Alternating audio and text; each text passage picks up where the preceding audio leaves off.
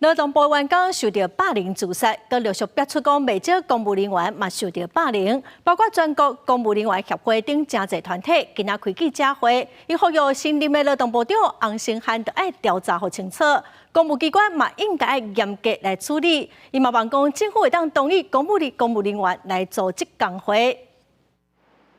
劳动部劳法署发生公务人员疑似受到前北分署长谢义勇霸凌害人行底路一案，引爆各界的怒火。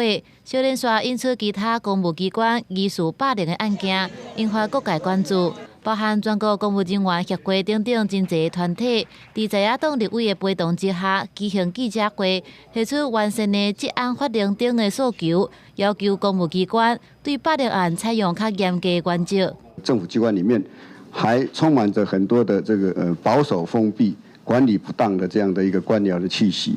那主要起因就是因为我们还有存在很多非常不合理或者不当的一些法令制度。讨所有公务机关内不合理的工作要求，例如说绩效要求，或者是不合理、完全没有道理的政策，这是要怎么检讨？要不要检讨？而且应该是所有行政机关的检讨都要做到。劳工团体也来声援。做伙呼吁新任的劳动部长洪胜汉行政调查清楚规站霸凌案，也呼吁政府修法，同意公务人员调组工会，若无报考公务人员的人数一定会愈来愈少。他们只要内部申诉管道一反映之后，马上上面就交下来给他们的主管啊。既然主管在那里，那你就可以想象说，就会出现一些恐吓或者是莫名的孤立啊，影响啊非常深远。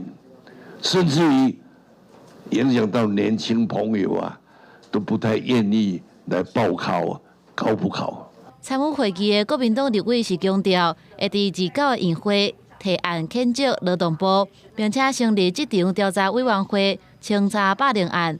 后礼拜的卫生环保委员会也安排洪胜汉进行专案报告。民众党的立委是表示，12月初7要举行反霸凌大游行，互各界关注霸凌问题严重性。记者综合报道。